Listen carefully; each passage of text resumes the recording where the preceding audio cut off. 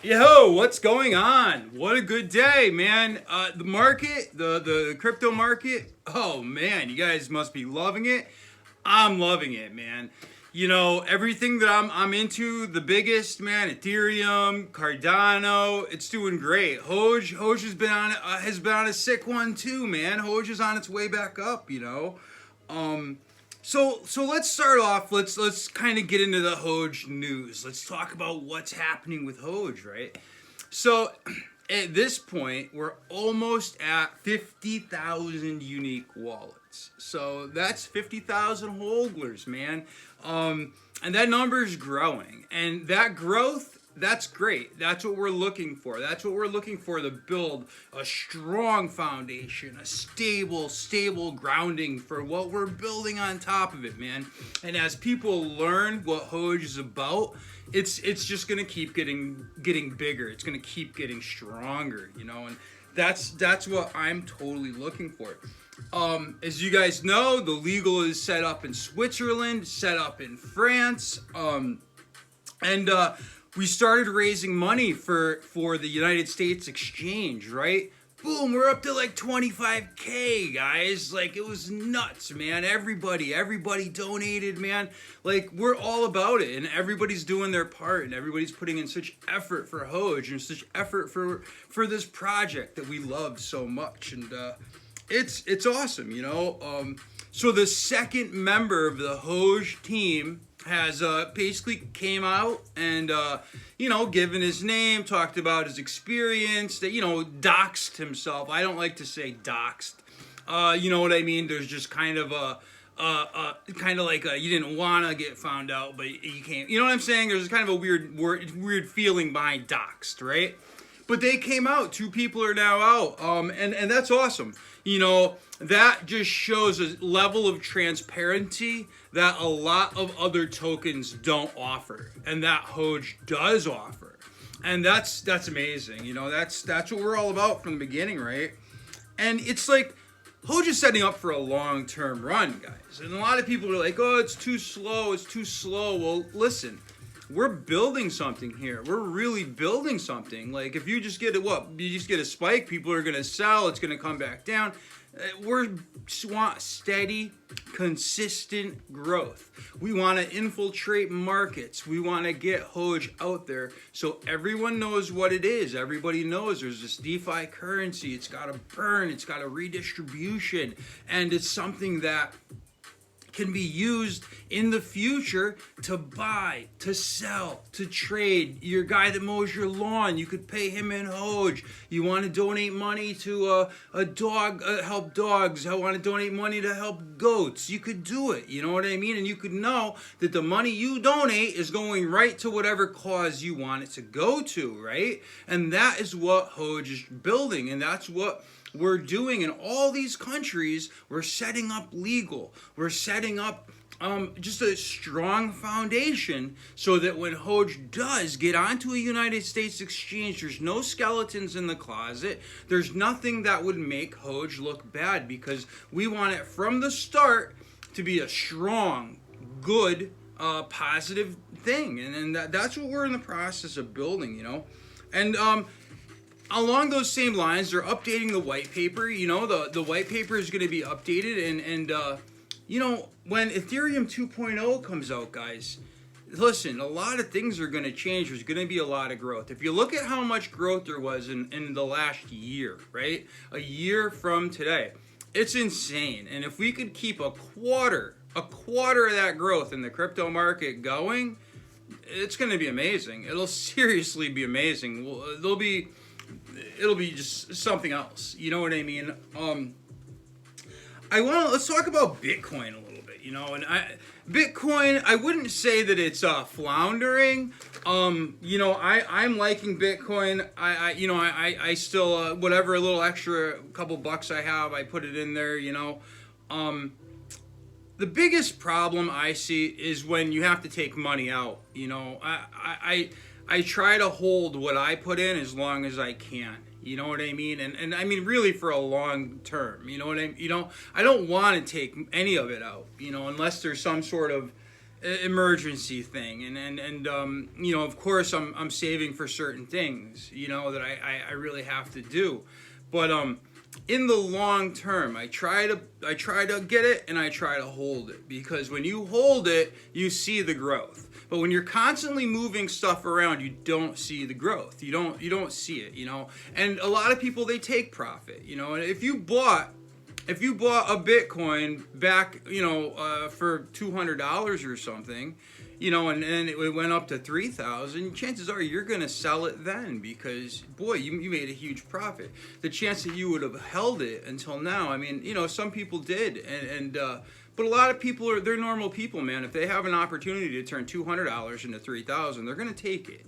So just keep that in mind when you see people that, I had this opportunity to buy it. Well, a lot of people bought and they took profit, and then they bought back in, and that's okay, you know, because just because you didn't get in from the start, you need to look at the news. You need to look at the opportunities that exist now, you know. So I don't think there's anything wrong really with stacking Bitcoin. I think in the long run it could really be amazing, you know, because it's if Bitcoin goes to say $1 million, right? $1 million per coin. That's crazy. I know this is just crazy numbers I'm throwing out there, but one Satoshi, right? That would be like $1. You know what I'm saying? So like, you gotta look at it like that. You know, if one Bitcoin is $1 million, this small part of it, if a Satoshi, is $1, and you could use that in any way that you would use regular currency.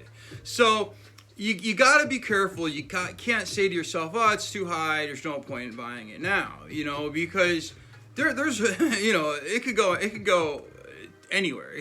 With inflation, with the way that the dollar, with inflation, the way the dollar is going, just in the past, you know, 30 years, you know,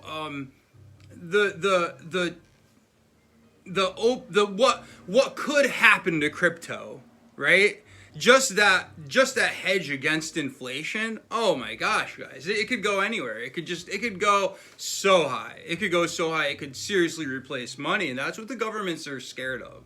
And if you see what's happening in China, right? You know, what was it? I think 70%. Well, let me double check it. But Bitcoin miners, 70% of the hash rate, right, is generated by machines in China, right? So if you think about it, of course the government is not gonna like that. You know that the China is working on this ERMB. They're working on their own digital currency. They're trying to push out all the miners. So all the miners that are in China, they're gonna go elsewhere. You know, and governments, if they're not, well, they are already involved in many different cryptocurrencies in many different ways, right? And bankers, legacy bankers that have been in the game for a long time, the ones that complain about it, you know what I mean? I think they really just missed the boat, you know? Because they say crazy things. They say crypto could be used for blackmail and all this crazy stuff. There's more of a record when you use cryptocurrency than there is when you use cash. You know what I'm saying? So when you hear these legacy money guys talking like that and saying bad stuff about crypto and about Bitcoin, take it with a grain of salt. You know, because people could be salty, you know, because they missed the boat. Ethereum, right? Ethereum has broke new heights, man. It went over $3,000, and that's rad. You know, I think Ethereum is just, with all of the new growth, right? With the new funds in Canada, I think there's a fourth fund in Canada, right? You know, all based around Ethereum, and there's funds popping up all over the place that are just Ethereum based, and everybody's saying great stuff about Ethereum. It's all in the news, and that's gonna make people jump in, right? And Ethereum, when Ethereum 2.0 comes out, if the gas fees can you know, seriously get lowered, boy, you know, the Ethereum really has a lot of movement, a lot of room to grow, in my opinion. But there, you know, Ethereum was the first of its kind, right? And there were a lot of issues with it, and a lot of things needed to be fixed, okay? that's why I'm really, I'm really interested in it in Cardano, right?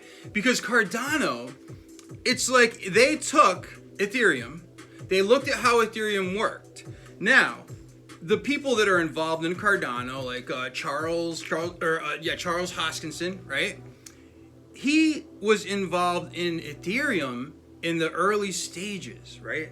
So he saw things that were wrong, things that needed to be fixed, okay? So Cardano was being built with these things in mind. So I really believe that Cardano's foundation is more solid than Ethereum. Now, Cardano has had slow growth, and a lot of people are saying, well, with all the Africa news and Ethiopia and the, education records going on the blockchain, there wasn't a serious spike. Like, what's going on? Well, we've had stable growth in Ethereum. It hasn't been massive, but it's been steady, right? And Ethereum has been holding, or Cardano has been holding steady.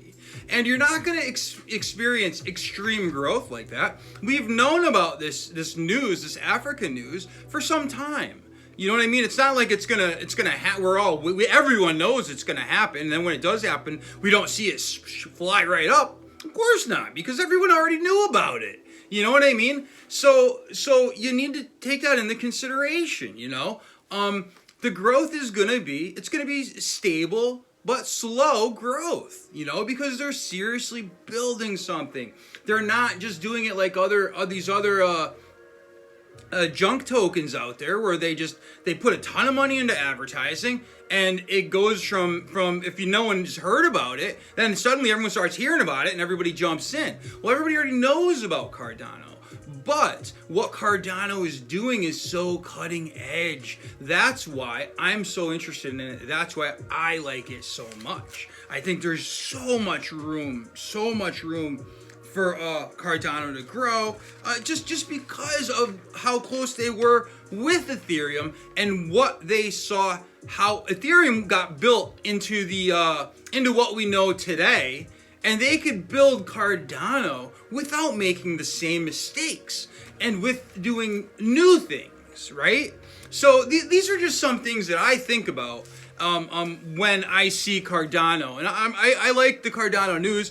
I really like the Hoskinson guy. This guy's an honest guy, He didn't get Cardano onto Coinbase because he said bad stuff. I think it was BitConnect. He kind of called him out and was like, look, this is a hustle. This is like a multi-level marketing thing, mixed with a Ponzi scheme. It's not a good thing. And by saying that, Cardano got blacklisted for a long time. And but over the next year, right?